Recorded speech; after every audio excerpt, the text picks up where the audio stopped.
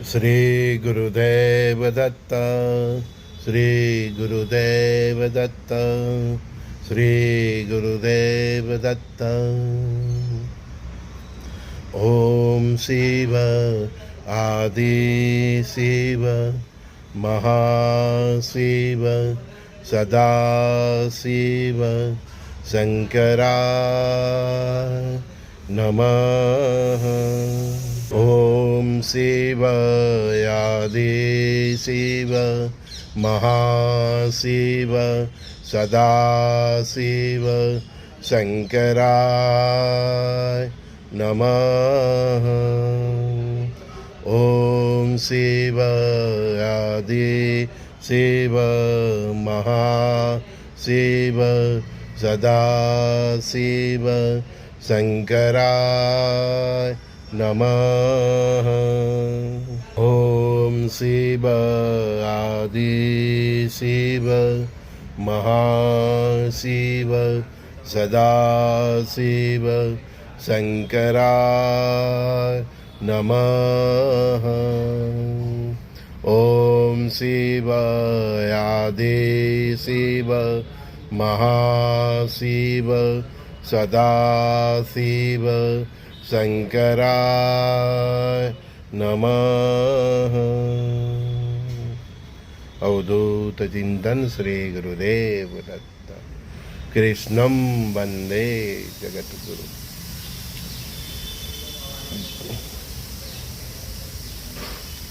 कुछ दोस्तों का सखाओं का क्वेश्चन है, सर ऑपरेशन सिंदूर तो फिर कब से स्टार्ट होगा?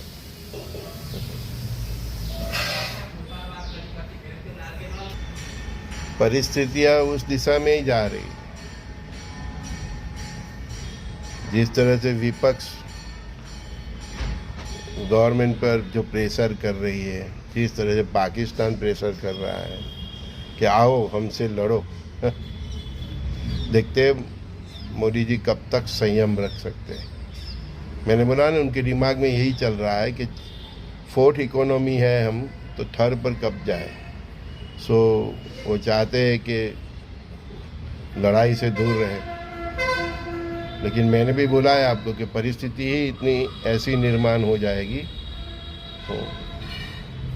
कि भारत को एक्शन में आना ही पड़ेगा। देखिए सितंबर के बाद क्या हालत होती है। ठीक है, मालूम नहीं लोगों को वॉर का क्यों इतना इंतज़ार होता है। वॉर जितना डिले होता है अपनी अर्थतंत्र के लिए अच्छा है, लेकिन करना तो पड़ेगा ही, आगे नहीं तो पीछे। लेकिन अगर हम नंबर 1 पे चले जाते और फिर वॉर होता है ना, तो इसका बोझ हम अच्छी तरह से झेल सकते हैं वॉर का। ऐसा जैसे हथियार अभी रसिया है 4 साल से लड़ रहा है, 3.5 साल से। ठीक है ना, अमेरिका है अभी उसको भी ऐसे लड़ना पड़े 2-3 साल तो लड़ सकता है।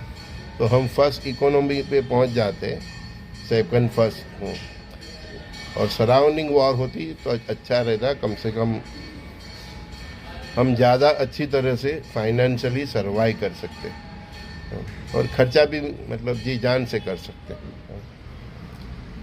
करना तो पड़ेगा, वो तो नियति का विधान है कि जब तक भारत का पाकिस्तान से वॉर नहीं होगा, चाइना से वॉर नहीं होगा और इंडिया में जो सिविल वॉर है वो नहीं हो जाएगा, उसके बाद ही भारत महासत्ता बनना है। तो जितना जल्दी हो जाए अच्छा ही है। मैंने वो लास्ट टाइम भी बोला था ऑपरेशन सिंदूर के वक्त कि जो अटक गया है वो आगे चल के इंडिया को बहुत मतलब भारी पड़ने वाला है। क्यों? अगर उस टाइम निपट जाता तो बहुत सस्ते ओछे खर्चे में ओछी जान हानि से हो जाता और भारत को जो चाहिए वो अचीव भी कर लेते। लेकिन सरकार का क्या डिसीजन रहा, हम लोग तो गवर्नमेंट में है नहीं, सरकार भी सब कुछ सोच के ही किया होगा जो किया होगा। लेकिन उस टाइम हो जाता तो कम खर्चे में कम जान हानि से हम पीओके भी ले लेते और सब कुछ ले लेते, क्योंकि उस टाइम पाकिस्तान प्रिपेयर नहीं था।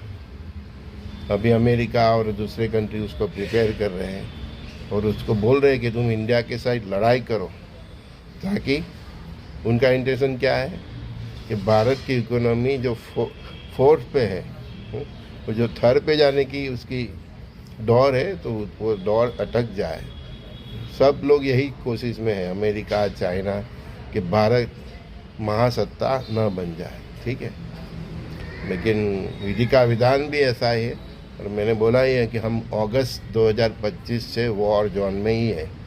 ठीक है, देखो सितंबर महीना बहुत क्रिटिकल है, और उसका एक्शन अगर सितंबर से ही कुछ हो जाता है या फिर अक्टूबर, सितंबर महीना बहुत क्रूशल है।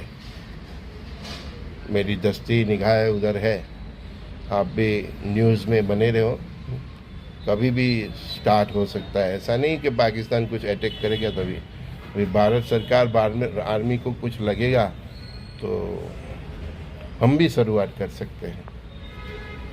सितंबर से भारत बदल जाएगा, पूरा बदल जाएगा। भारत अब एंग्री, सितंबर महीना से ही भारत अब एंग्री यंग मैन सुपरस्टार की तरह ही अब आगे भारत को हम देखेंगे।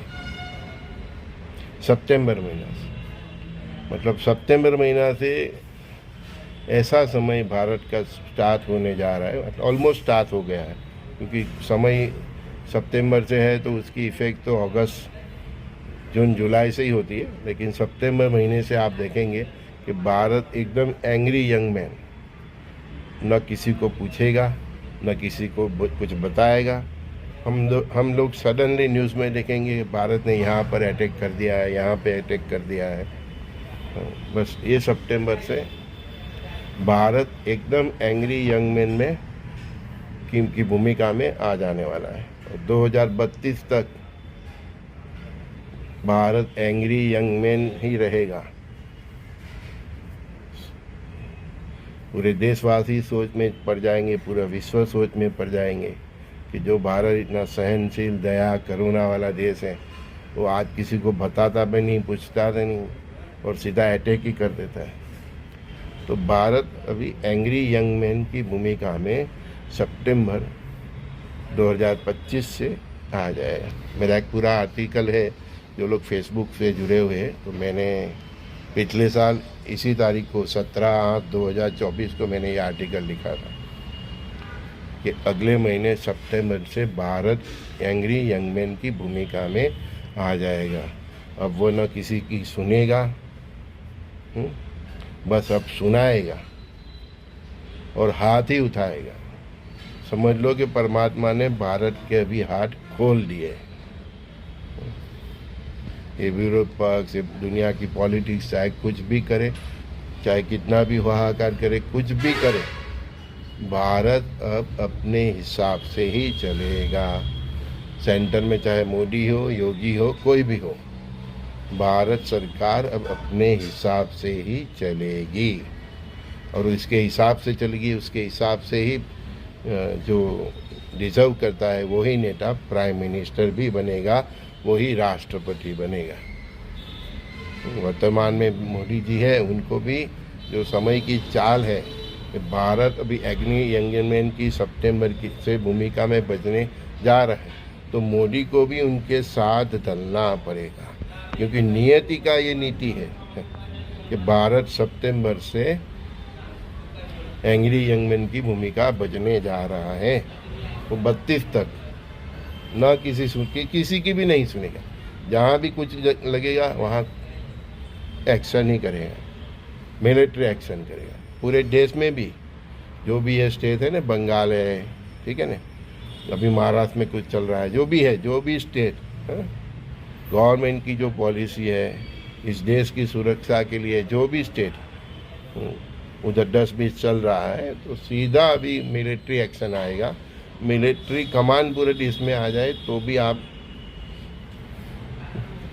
सोचना मत, पूरा देश की कमान भी इन फ्यूचर में मिलिट्री ले ले कुछ साल के लिए, या कुछ स्टेट की ले ले, तो उसके बारे में आप सोचना मत, क्योंकि अभी भारत अपने हित के लिए, अपनी सुरक्षा के लिए जो भी उसको करना पड़ेगा वो करेगा। उसकी कोई सीमा ही नहीं होगी, और पूरे विश्व के भी नहीं सुनिए, वो पड़ोसियों के साथ भी एकदम एक्शन से चलेगा, एंग्री यंग मैन से चलेगा, ठीक है। और अपने देश में स्टेट के साथ भी केंद्र सरकार एकदम एंग्री यंग से चलेगी। स्टेट के साथ उधर की जो भी एंटी नेशन पब्लिक है, मतलब देशद्रोही है, राष्ट्र के मतलब हित के विरुद्ध जो भी चलेगी, उधर सब अभी एक्शन होने वाला है। बहुत कुछ होने वाला है, आप देखेंगे।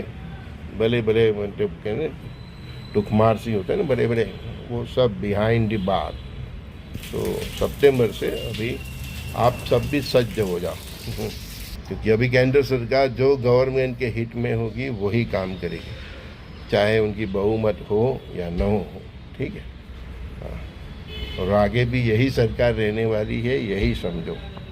परमात्मा की इच्छा है, और परमात्मा की जो इच्छा है उसके हिसाब से मोदी को भी अपने आप को बदलना पड़ेगा नहीं तो फिर परमात्मा मोदी को भी बदल दे। कोई भी हो, परमात्मा की जो इच्छा है उसके हिसाब से ही उसको चलना पड़ेगा। नहीं तो मोदी, नहीं तो योगी, योगी नहीं तो जोगी। हाँ, नहीं तो वो परमात्मा के जो अवतार है रुद्र, वो खुद अपने हाथ में सब ले लेंगे। 10 to 9 years का है पर वो तो सुपरस्टारों का भी सुपरस्टार है वो आप लोग सब साउथ की मूवी में देखते हैं रजनीकांत को बस ऐसा ही है परमात्मा का रुद्र अवतार। ही बिलीव ओनली इन एक्शन। उसके सब्जेक्ट में करुणा और दया नहीं है।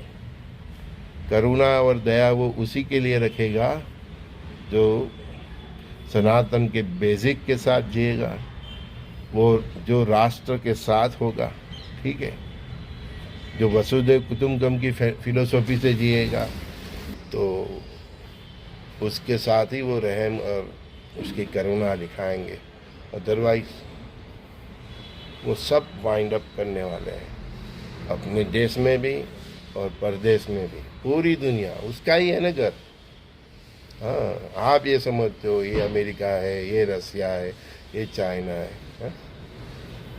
उसके वही तो सब प्रॉपर्टी का मालिक है। ये पृथ्वी का मालिक भी वही है।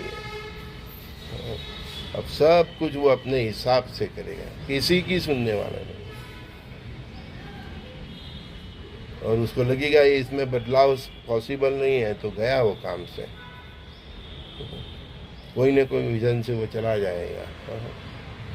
बहुत बहुत एक्शन में आने वाले हैं। अभी तो सुसुप्त है, मतलब अज्ञातवास में है, लेकिन जरूर पड़ेगी तो वो पब्लिक के सामने भी आएंगे क्योंकि उनका एक्शन का टाइम हो गया है। 2020 से वो एक्शन में ही है। आपको लग रहा है कि चाइना ने ये किया, कोरोना फैलाया, ये फैलाया, नहीं। जो भी हो रहा है, प्रकृति का प्रलय हो रहा है, युद्ध हो रहे, वो सब उसकी इच्छा से हो रहा है। मैंने बोला तो सही आपको, देवों की सेना एक्टिव हो गई है। कार्तिकेय एक्शन में है, गणेश जी एक्शन में है, नव दुर्गा एक्शन में है, 64 योगिनी एक्शन में है, महाकाल एक्शन में है। आप सोचो तो जरा कि कितना तांडव होने वाला है। वो किसी की दया नहीं करेंगे, दया उनके ही करेंगे जो विश्व के लिए, विश्व कल्याण के लिए जीता होगा, जो मानव कल्याण के लिए जीता होगा, जो सात्विक जीवन जीता होगा, जिसका चरित्र होगा, कैरेक्टर होगा, जिन्हें वो फुल फिलोसॉफी में बिलीव करता होगा। बस बाकी का उसको कुछ काम ही नहीं है। मैं बार बार क्यों बता रहा हूँ, आप देखेंगे, मैं भी तो यही हूँ। हाँ, जब तक ये इंटरनेट चल रहा है तब तक तो मैं हूँ। बात की बात में देखेंगे जो इसकी इच्छा। चलो आज थोड़ा सत्संग भी कर ले। जो देश और भावी का जो ईरान था वो आपको मैंने जो बताना था वो बता दिया, ठीक है। तो भारत पाकिस्तान का वॉर कब होगा, चीन का क्या कब होगा, पेशेंस रखिए। वो जो परमात्मा ने अवतार लिया है रुद्र ने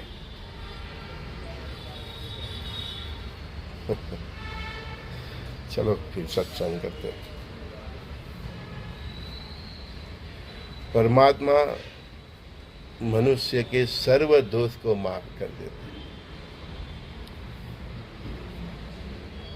लेकिन अभिमानी मनुष्य को माफ नहीं करते। आप में कितने भी दुर्गुण हो वो सब माफ करते हैं, लेकिन 2 पॉइंट मैं बता रहा हूँ। एक, अगर आपका कैरेक्टर नहीं है तो आपको माफ नहीं करते। दूसरा, आप अभिमानी हैं तो वो ऐसी परिस्थिति निर्माण करते हैं कि आपका अभिमान नष्ट नाबूद हो जाए। ये 2 पर्सनालिटी को परमात्मा कभी माफ नहीं करते हैं, अभिमानी व्यक्ति और जिनका कैरेक्टर नहीं है। मेरा ये वीडियो जो भी सुन रहे हैं वो अपना आत्मनिरीक्षण कर ले कि इसमें कहाँ है। और जो युग परिवर्तन की जो सोटी चलेगी ये दोनों पे तो जरूर चलेगी। आप रावण को देख लो, कितनी तपस्या थी उसको भी गिरा दिया। उसने भी 2 गलती की, कैरेक्टर और अहंकार। सीता को ले तो गया ना, तपस्वी था, कुछ किया नहीं, लेकिन किसी स्त्री का अपहरण करना वो भी कैरेक्टर लूस है। और अभिमान तो उसको भी गिरा दिया। कंस को देखो, उसको भी गिरा दिया, है ना। इस दुनिया में जितने भी सर्वमुख्तार हुए उनको भी देखो, है ना। तो परमात्मा जिसका कैरेक्टर लूज है वो, और जो अभिमानी है उनको कतई बर्दाश्त नहीं करते।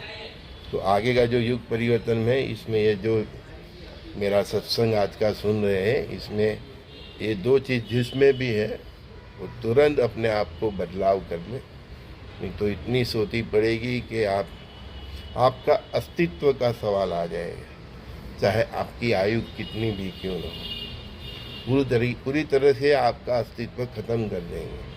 साम दाम भेद धन नीति से आपको आर्थिक दृष्टिकोण से, सामाजिक दृष्टिकोण से। दूसरा, शुद्ध सात्विक जीवन चाहिए, वो नहीं होगा तो भी वो बर्दाश्त नहीं करेंगे। तो सत्संग का मुद्दा क्या है आज का? तो परमात्मा अहंकारी व्यक्ति और जिनका कैरेक्टर नहीं है उसको बर्दाश्त नहीं करते, चाहे आप में दूसरी लाख बुराई।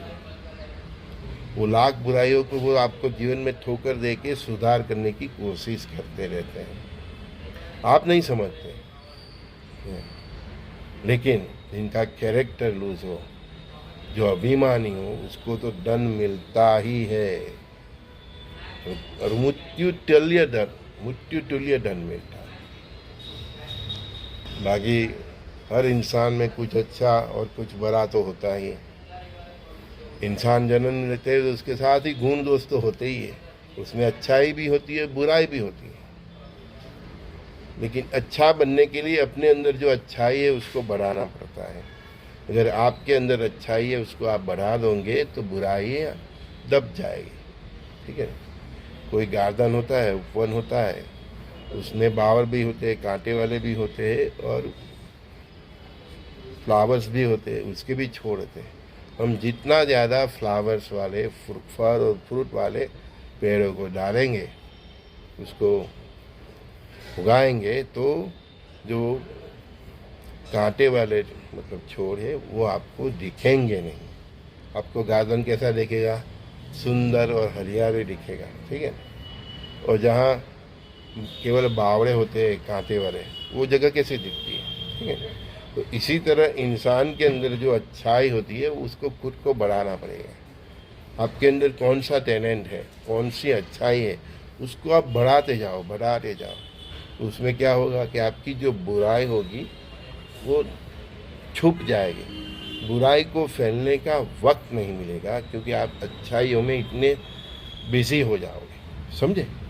यही फिलोसफी है। हर आदमी में कुछ ना कुछ तो गलत होता ही है, चाहे कितना भी बड़ा संत हो, चाहे कितना भी बड़ा तपस्वी हो, कुछ न कुछ तो उसमें माइनस पॉइंट होता है। लेकिन वो इंसान अपने पॉजिटिव जो पॉइंट है उसमें इतना बिजी हो जाता है कि वो माइनस पॉइंट के ऊपर जो इंद्रिय है उसको जाने का मतलब अवसर ही नहीं मिलता, वक्त ही नहीं मिलता। तो परमात्मा भी समझते हैं कि जो बाई बॉर्न मिस्टेक है, मतलब जो दोष है,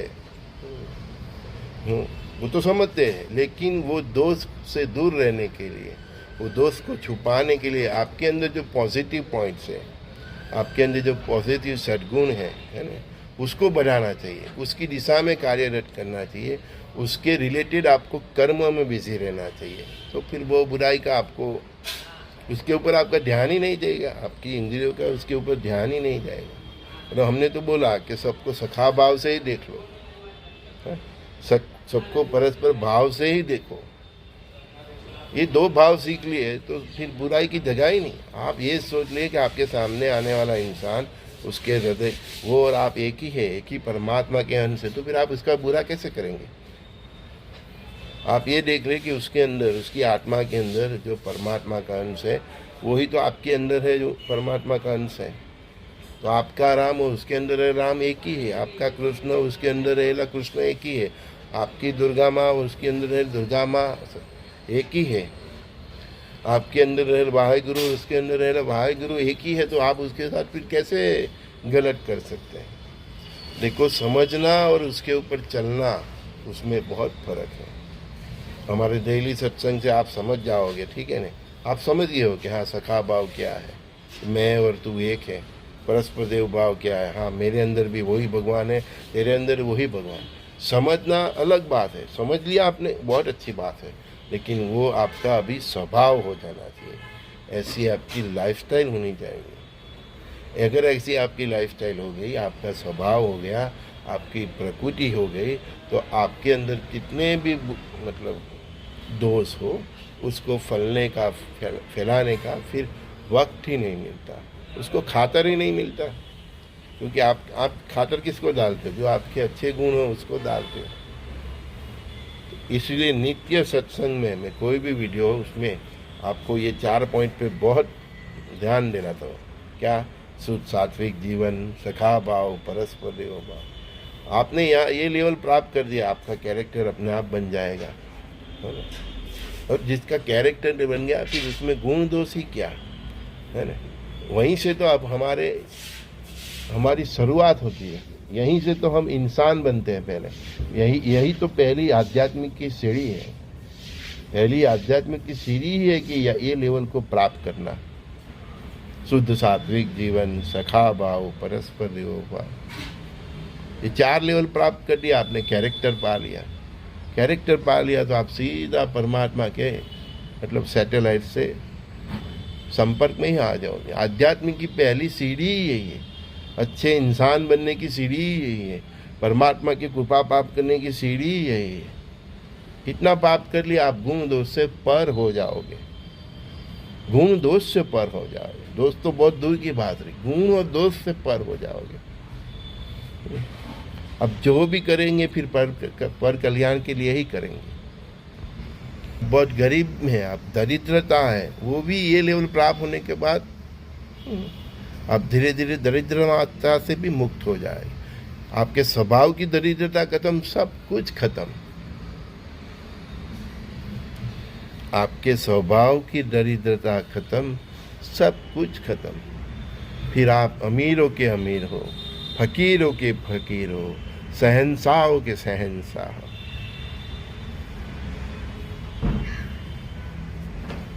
वो लेवल ही बहुत मतलब अनोखा है। शुद्ध सात्विक जीवन प्राप्त कर लिया, सखा भाव को समझ लिया, वो इस तरह से जीने लगे, परस्पर देव भाव से जीने लगे, अपने कैरेक्टर को संभाल लिया, कैरेक्टर को संभाल लिया, सखा भाव को प्राप्त कर लिया, परस्पर देव भाव को प्राप्त लिया। आपकी इंद्रिय ऐसे ही पवित्र हो जाएगी, उसकी दिशा बदल जाएगी, उसके कर्म बदल जाएंगे, आपका आचरण बदल जाएगा, आपकी सोच बदल जाएगी, आपकी बुद्धि बदल जाएगी, आपका इसीलिए व्यवहार बदल जाएगा, आपके कर्मों में पवित्रता आ जाएगी। आप जो भी करोगे सब कल्याण के लिए ही करोगे, मानव कल्याण के लिए ही जियोगे, विश्व कल्याण के लिए ही जियोगे। आपके परिवार में भी आपको किसी के प्रति कुछ नहीं रहेगा, कुछ मन मुटाव भी नहीं रहेगा, चाहे कोई कुछ भी करे। आपके स्वभाव से सामने वाला कितना भी खराब हो, उसको भी बाद में पिघलना पड़ेगा, पिघलना पड़ेगा, पिघलना पड़ेगा, नहीं पिघलेगा तो वो भी फिर अपने कर्मों का बहुत बड़ा भोगतेंगे। ये लेवल प्राप्त कर लो, बस मस्ती ही मस्ती, मस्ती ही मस्ती। आप पूरे संसार से डिफरेंट लोगे, आप राजा की तरह जियोगे, शहंशाह की तरह जियोगे। साईं बाबा को देखा था, हा? कितने मस्त जीते थे। कोई भी समर्थ संत को देख लीजिए, श्री रंगवदूत महाराज को देख लीजिए, नर्मदा किनारे जंगल में अकेले कैसे शांति से शहंशाह की तरह जिए, अकेले जिए। सबको मालूम हुआ, फिर उसके पास जाने लगे, लेकिन तब तक तो वो अकेले जिए, शहंशाह से जिए। उसको किसी का डर नहीं, न मनुष्य का, न किसी प्राणी का। सब में उसने खुद को ही देख लिया। हर प्राणी मात्र में ही खुद को देख लिया, हर मनुष्य में देख लिया, हर पेड़ों में देख लिया, हर पक्षियों में देख लिया, खुद को ही देख लिया। फिर किसका डर? भूत पिशाच में भी खुद को ही देख लिया।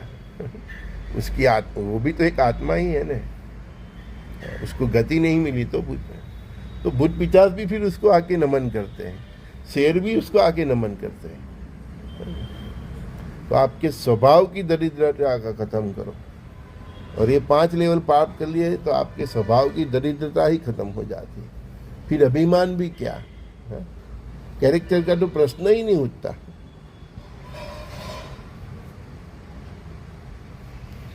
कोई फिर योग, ये सब हठ योग फलाना दिखना कुछ करने की नहीं जरूरत। परमात्मा प्रेम से ही मिलते हैं, प्यार से ही मिलते हैं। ये योग, ये योग, ये योग, ये जिद करने की कोई ज़रूरत ही नहीं है।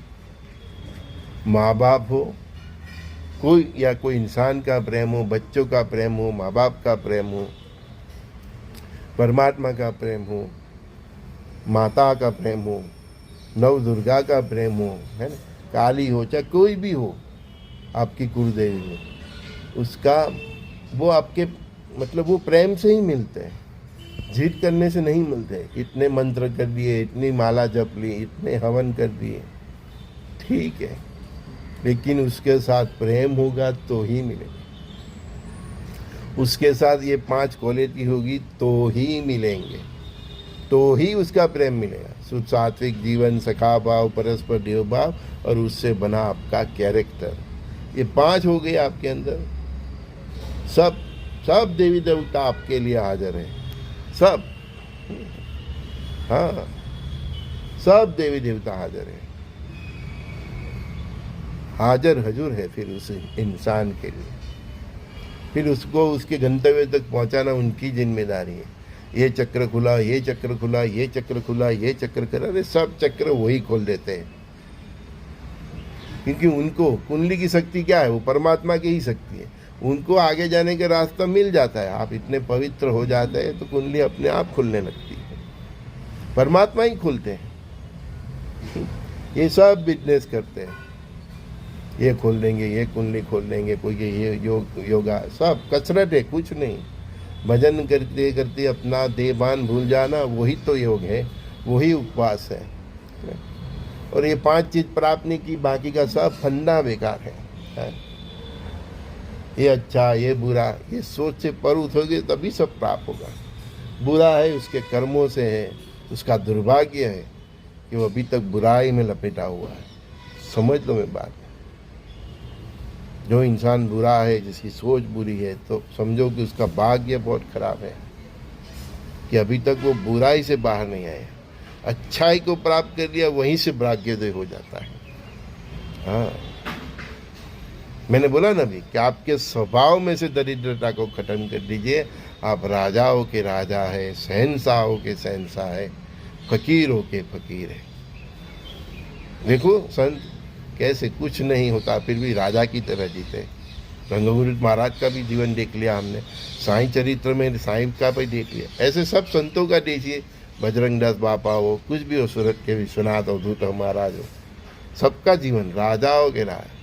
इसने 5 तत्व प्राप्त कर लिए जो मैंने बोला, फिर वो इंसान राजाओं के राजा, सब उसके लिए अच्छे हैं, कोई बुराई नहीं।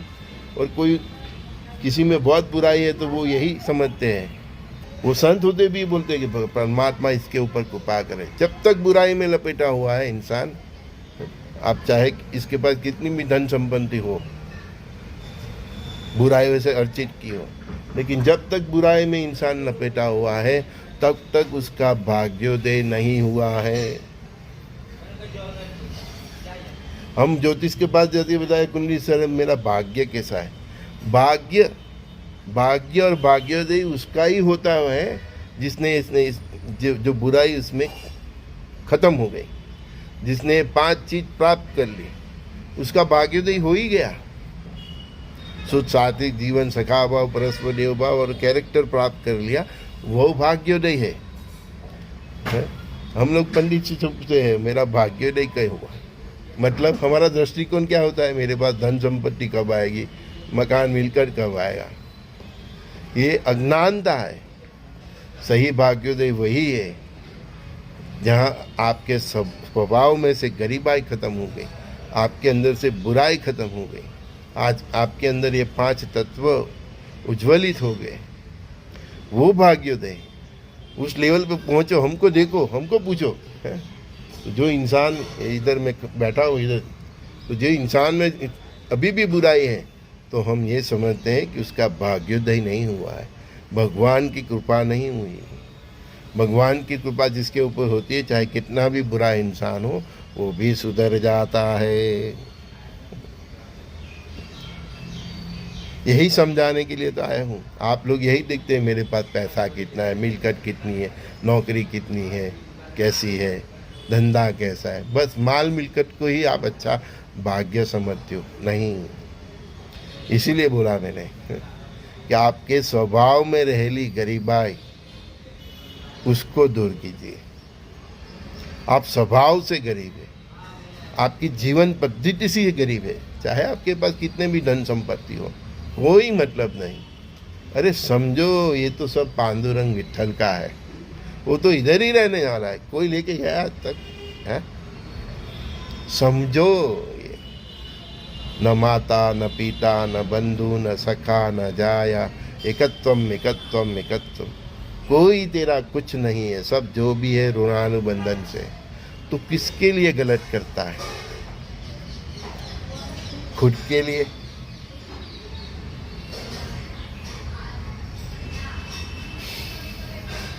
हे परमात्मा सबका कल्याण कर, सबको सद्बुद्धि दे। मैं तो तू जो बुलाता है बोल देता हूँ, ये लोग कितना समझेंगे वो भी उनका भाग्य है। क्योंकि जो समझ गया और उसी तरह जीने लगा, तो समझो उसका भाग्योदय हो गया है। भाग्योदय मतलब समझ गए ना। प्रातःकाल के सत्संग में संजय बौद्धीवाला, संजय दस्ती का सभी सखाओं, भाइयों, बहनों, माताओं, मेरी दिकरियों, मेरे दिकराओं, सभी को प्रणाम। बस ऐसे ही मस्त रहे, स्वस्थ रहे और अपने आप में जिए। परमात्मा आप सभी का कल्याण करे। इसके साथ मैं अपनी वाणी का आज विराम देता हूँ। श्री गुरुदेव दत्त, श्री गुरुदेव दत्त, श्री गुरुदेव दत्त। कृष्णम वंदे जगत गुरु। हर हर महादेव।